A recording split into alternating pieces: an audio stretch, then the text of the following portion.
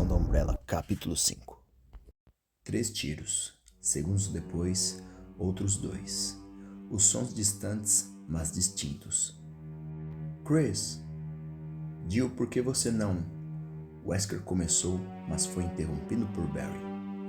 Eu também vou, ele disse, já indo para a porta a qual Chris passou. Chris não gastaria tantos tiros assim, a não ser que tivesse que... Ele precisava de ajuda. Vá. Eu esperarei aqui, Wesker concordou. Barry abriu a porta, Jill logo atrás. Eles entraram numa enorme sala de jantar, não tão grande quanto o hall principal, mas era comprida. Passando por um relógio de pêndulo, eles foram para uma porta mais ao fundo. Jill a alcançou primeiro, tocando a fechadura e olhando para ele. Barry acenou e ela abriu, indo abaixada para a esquerda. Barry foi para o outro lado, ambos no corredor vazio. Chris? Jill chamou, quietamente, mas não houve resposta. Barry sentiu um cheiro, algo cheirava como fruta podre. Eu vou ver as portas, ele disse. Jill acenou e foi para a esquerda, alerta e concentrada. Barry foi até a primeira porta, sentindo-se bem com Jill atrás dele. Ele achou que ela fosse meio desbocada ao ser transferida, mas ela tem provado ser uma capaz e brilhante soldada, uma adição bem-vinda aos alfas. Jill deu um alto grito de surpresa e Barry se virou, o estranho cheiro se tornando mais intenso. Jill estava recuando da curva no fim do corredor, sua arma apontada para algo que Barry não podia ver. Pare! A voz dela alta e instável, suas expressões aterrorizadas. E ela atirou 1, 2 vezes, ainda recuando na direção de Barry. Ele ergueu sua Colt enquanto ela saía do caminho, enquanto um homem alto aparecia. Os braços do homem estavam esticados como os de um sonâmbulo. Barry viu o rosto da criatura e não hesitou. Ele atirou uma bala 357, arrebentando o alto da pálida cabeça em uma explosão de sangue escorrendo por suas estranhas e horríveis feições. E a coisa caiu para trás, aos pés de Jill. Barry correu para o lado dela, abalado. O quê? Ele disse então viu que estava no carpete na frente deles, estendido na pequena saleta que dava fim ao corredor. Por um momento, Barry pensou que fosse Chris, até ver a insígnia do Stars Bravo no colete, tentando reconhecer o corpo. O Bravo tinha sido decapitado, a cabeça a uns 30 centímetros do corpo, o resto completamente coberto por ferimentos. Oh Deus, é o Ken. Kenneth J. Sullivan, um dos melhores no campo de escuta que Barry já conheceu, e um baita cara legal. Havia um profundo ferimento no peito dele, pedaço de carne parcialmente comida e intestinos em volta do buraco ensanguentado. Sua mão esquerda não estava lá, e não havia arma por perto. Deve ter sido a arma dele que Joseph achou lá fora. Barry desviou o olhar, enjoado. Ken fez muitos trabalhos em química. Ele tinha um filho adolescente que morava com sua ex na Califórnia. Barry pensou em suas filhas em casa, Moira e Polly. Ele não estava com medo de morrer, mas só de pensar nelas crescendo sem um pai. Jill se agachou perto do corpo destruído, vasculhando os bolsos dele. Ela olhou apologeticamente para Barry, que deu um aceno concordando. Eles precisavam de munição, Ken certamente não. Ela achou clipes de 9mm e os colocou em seu bolso. Barry se virou e olhou para o agressor de Ken. Ele não tinha dúvidas de que estava olhando para um dos assassinos canibais que tem caçado em Raccoon City. O homem tinha uma crosta vermelha em volta da boca e carne em suas unhas, sua camisa esfarrapada dura com sangue seco. O estranho era o quanto morto ele parecia. Barry já fez um resgate secreto de reféns no Equador, onde o grupo de fazendeiros estavam sob a custódia de um bando de rebeldes malucos da guerrilha.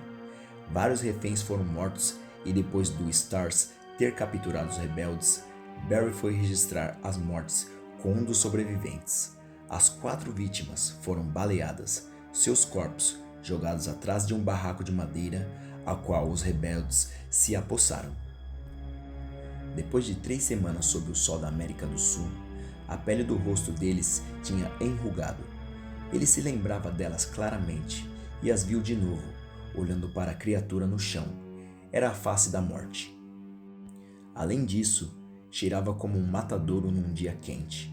Alguém esqueceu de dizer a esse cara que os mortos não andam por aí. A mesma confusão estava no rosto de Jill, mas eles tinham que achar Chris e reagrupar. Juntos, eles voltaram para o corredor e verificaram as 3 portas. Todas estavam trancadas. Mas Chris tem que ter passado por uma delas. Não há outro lugar que ele possa ter ido. Não fazia sentido, exceto arrombar as portas. Não havia mais nada a ser feito. Nós devemos relatar isso para Wesker. Jill disse e Barry concordou. Se esse é o esconderijo dos assassinos, eles precisarão de um plano de ataque. Passando pela sala de jantar, eles cruzaram a porta para o hall principal. Barry imaginando o que o capitão dirá sobre isso. Era óbvio que Barry parou procurando na elegante e vazia sala, não achando graça no que poderia ser uma brincadeira. Wesker não estava lá. "Wesker!" Barry gritou. "Capitão Wesker!" Ele correu para o fundo da sala. "Não saia da sala", disse para Jill. Ela foi para as escadas, sentindo-se tonta. Primeiro Chris, agora o capitão. Não se passaram 5 minutos e ele disse que esperaria. Por que ele sumiu? Ela procurou sinais de luta, cartuchos de balas, marcas de sangue, mas não havia nada que mostrasse o que podia ter acontecido. Barry passou debaixo da escada e apareceu do outro lado balançando a cabeça. "Você acha que o Wesker se deparou com uma daquelas coisas?" Jill perguntou. "Eu não acho que o RPD apareceu e o levou. Se ele estivesse com problemas, nós teríamos ouvido os tiros. Não necessariamente. Ele pode ter sido emboscado, raptado." Eles pararam por um momento pensando. Jill ainda estava chocada por causa do encontro com um morto-vivo. A vida inteira lendo livros sobre serial killers e o zumbi ainda é difícil de aceitar? Não era, e nem os cachorros cuidando da casa. Não havia dúvidas de que tudo isso existia, mas por quê? A mansão tinha alguma coisa a ver com os assassinatos? E foi aquela criatura a última coisa que Beck e Pris viram? Jill tirou quase que violentamente esse pensamento da cabeça. "Nós damos uma olhada ou esperamos?" Ela disse finalmente. "Damos uma olhada. Quem fez isso? O resto dos bravos devem estar por aí. É fácil demais se perder por aqui." Chris e Wesker se perderam, mas nós os acharemos. É preciso mais do que alguns cadáveres para causá-los problemas. Ele colocou a mão no bolso e tirou algo embalado num lenço, entregando-o a Jill. Ela sentiu os finos metais e os reconheceu instantaneamente. "É o kit que você me deu para treinar no último mês", ele disse. "Acho que você terá mais sorte com eles."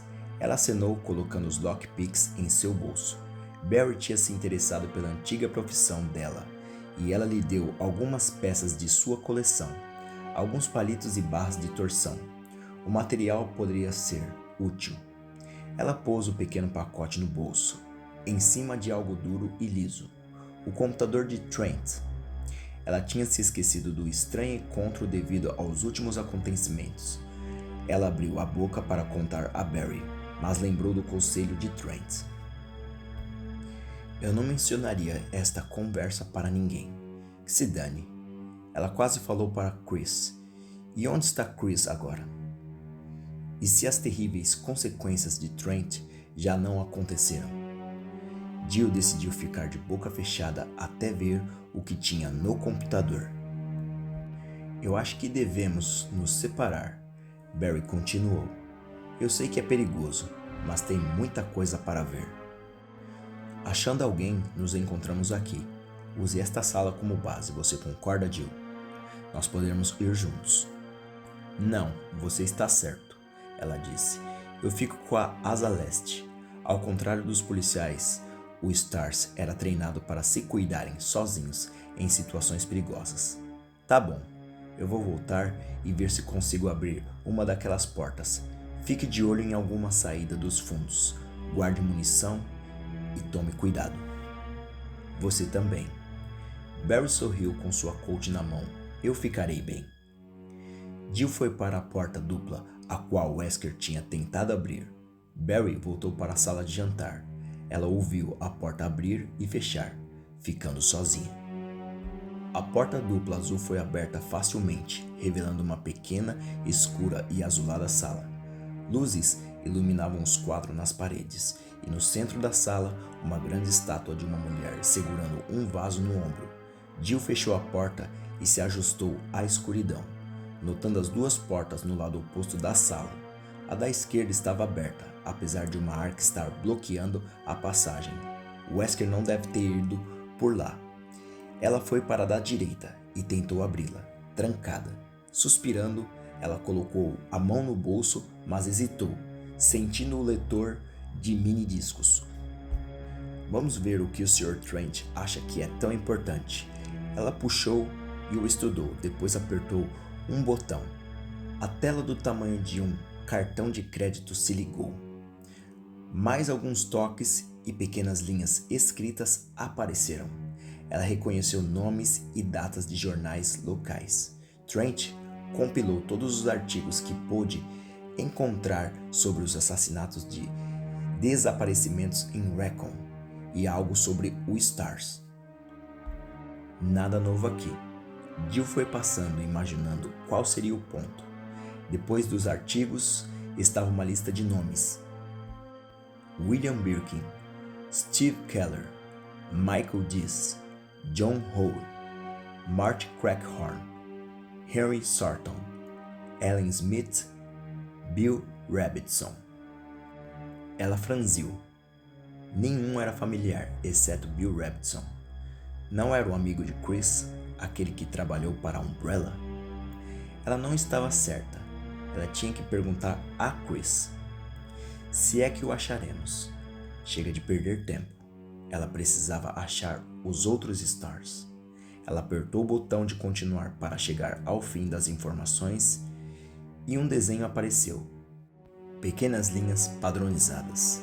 Tinham quadrados e retângulos conectados por linhas. Abaixo havia outra linha, uma mensagem, tão enigmática quanto poderia esperar de Trent.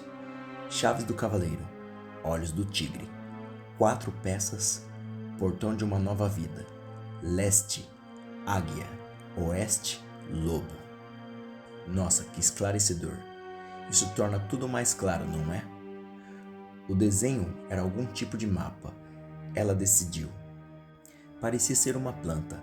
A área maior estava no centro, uma menor estendendo-se para a esquerda. De repente, Jill sentiu seu coração pular uma batida. Ela olhou para a tela e imaginou como Trent ficou sabendo. Era o primeiro piso da mansão. Ela apertou o botão de continuar e viu o que só poderia ser o segundo andar. Não havia mais dúvidas de que a mansão de Spencer era responsável pela onda de terror em Raccoon City, significando que as respostas estavam lá, esperando serem descobertas. O zumbi gemeu enquanto Chris apertava o gatilho 2 vezes no estômago dele. Os tiros foram abafados pela carne estragada do ser, que caiu em cima de Chris, exalando um horrível hálito em seu rosto. Chris empurrou a criatura, que foi ao chão, sua arma pingando um líquido mal cheiroso. Chris se afastou, secando o revólver no colete enquanto respirava fundo, tentando não vomitar. O corredor, a qual entrou, era escuro tal como seus detalhes em madeira. Ele recarregou a arma, 15 balas restando. Ele tinha uma faca Bowie, mas a ideia de enfrentar uma criatura que com certeza matou pessoas em Raccoon não era boa. Tinha uma porta à sua esquerda, também trancada. Ele não ficou surpreso em ver uma gravação do que parecia ser uma armadura. Espada Armadura. Ele andou pelo espaçoso corredor escutando, respirando profundamente pelo nariz. O corredor virava para a esquerda. Tinha um pilar de suporte bloqueando parcialmente sua visão, mas ele podia ver as costas de um homem logo atrás da estrutura. Chris foi rapidamente para a direita, tentando um ângulo certeiro. O zumbi estava a uns 12 metros de distância, e ele não queria desperdiçar seus últimos tiros. Ao som das botas de Chris, o zumbi se virou tão devagar que Chris hesitou em olhá-lo. Este parece ter sido mergulhado numa fina camada de saliva, luz refletindo em sua pele, assim que se movia na direção de Chris, levantando os braços. Chris deslizou para a esquerda e o zumbi mudou de direção, diminuindo a distância entre os dois. Como nos filmes, perigosos, mas lerdos e fáceis de ultrapassar. Havia uma escada no fim do corredor. Chris respirou fundo, recuou, ganhando mais espaço, e ouviu um gemido atrás dele. Chris girou. O outro zumbi estava a apenas alguns passos de distância, caminhando, pedaços de seu abdômen caindo no chão. Ele ainda não o tinha matado. Não tinha esperado o suficiente. Ah, droga! Chris saiu correndo, desviando de ambos. Ele cruzou o grosso pilar quase na escada e parou frio, vendo que estava no topo dela. Ele pegou um lance da criatura em pé lá em cima e virou-se apontando a arma para os outros dois que vinham em sua direção, famintos. Das sombras ao lado da escada veio a visão de outra porta. Ele estava emboscado. Não havia como matar todos. A porta. Ela estava de frente para a lateral da escada.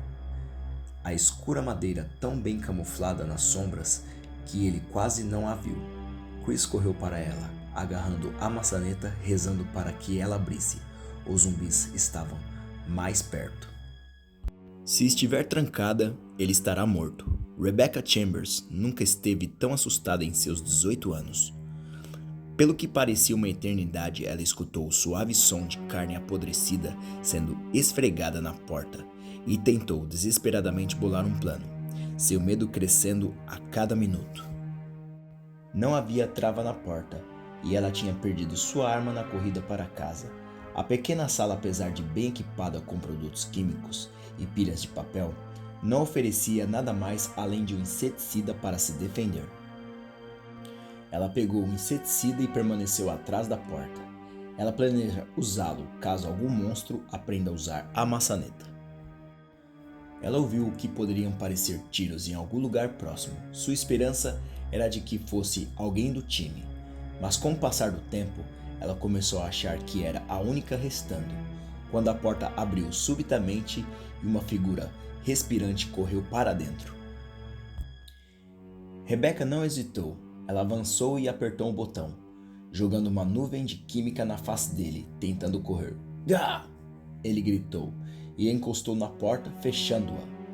Ele cobriu os olhos cuspindo. Ele não era um monstro. Ela acabou de agredir um dos alfas. Ah, não! Rebecca já estava mexendo em seu kit médico, imensamente aliviada em ver outro Stars e envergonhada. Ela tirou um pano limpo e um pote de água, indo na direção dele. Fique de olhos fechados, não os esfregue. O alfa baixou as mãos e ela finalmente o reconheceu. Era Chris Redfield. Ela se sentiu vermelha e grata por ele não conseguir vê-la. Boa, Rebecca. Quer causar uma boa impressão em sua primeira missão, mas acaba perdendo a arma, se perdendo, cegando um membro de equipe. Ela o levou para a pequena cama no canto da sala. Ela o sentou e aplicou seu treinamento. Põe a cabeça para trás, isso vai arder um pouco, mas é só água, tá bom? Ela passou um pano úmido nos olhos dele, aliviada por não ter sido nada grave. O que era aquilo? Ele perguntou, piscando rapidamente. Ah, inseticida. O rótulo foi arrancado, mas o ingrediente ativo é provavelmente permefrina. É um irritante e o efeito não vai durar muito. Eu perdi minha arma. E quando você entrou eu pensei que fosse uma daquelas coisas. apesar de eles ainda não terem aprendido a usar uma maçaneta e nem vão. Ela percebeu que estava tagarelando e parou, terminando os cuidados e se afastando.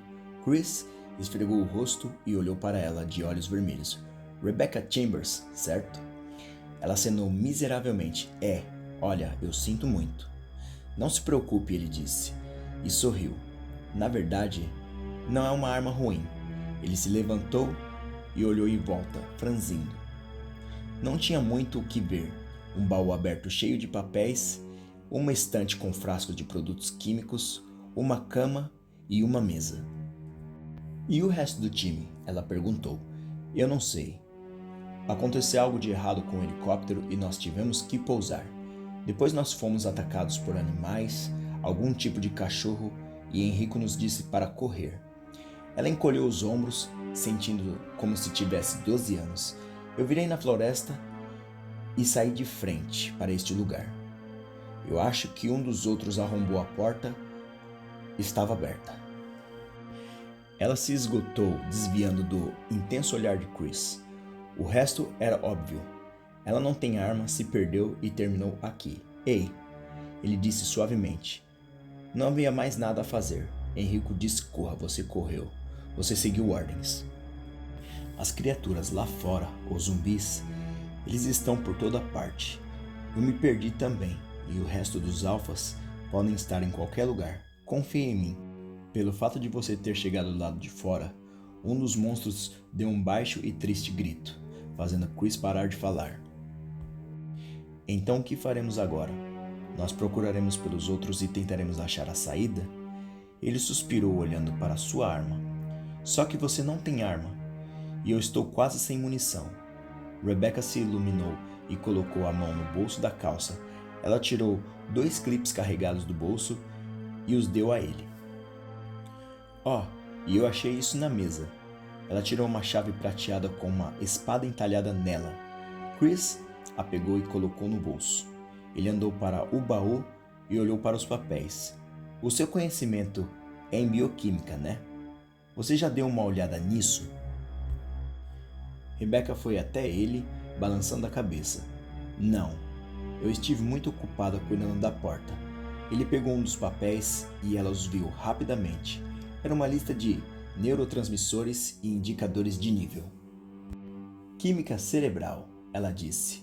Mas esses números estão todos bagunçados. A serotonina e a norepinefrina estão muito baixas. Mas, olha aqui, a dopamina está fora do gráfico. Estamos falando de esquizofrenia. Ela percebeu o incrédulo olhar no rosto de Chris e sorriu um pouco.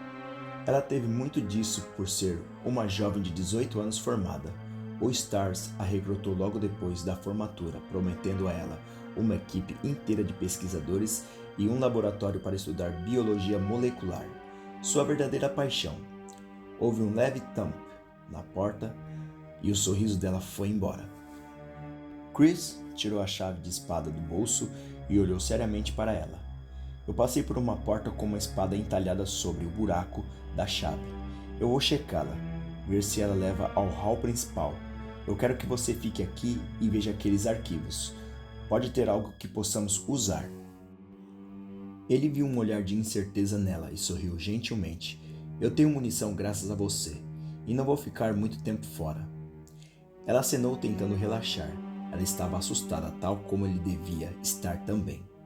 Ele foi para a porta, ainda falando, o RPD deve estar aqui a qualquer momento. Se eu não voltar agora mesmo, espere aqui. Erguendo a arma, ele colocou a mão na maçaneta. Fique preparada. Assim que eu sair, ponha o baú na frente da porta. Eu vou gritar quando voltar. Rebecca acenou de novo e com um rápido e final sorriso, Chris abriu a porta e olhou para ambos os lados antes de sair. Ela fechou a porta e se apoiou nela, escutando. Depois de alguns segundos de silêncio, ela escutou tiros não muito longe, 5 ou 6 tiros e só. Depois de alguns minutos, ela empurrou o baú para bloquear parte da porta. Ela se ajoelhou em frente a ele, tentando limpar sua mente assim que começava a olhar os papéis. Suspirando, ela tirou um punhado deles e começou a ler. Fim do capítulo 4. Deixem seus likes, seus comentários e se inscreva para irmos para o capítulo 5. Se vocês ainda não ouviram o prólogo e os capítulos anteriores desse audiobook, cliquem na playlist ao fim desse vídeo. Até mais!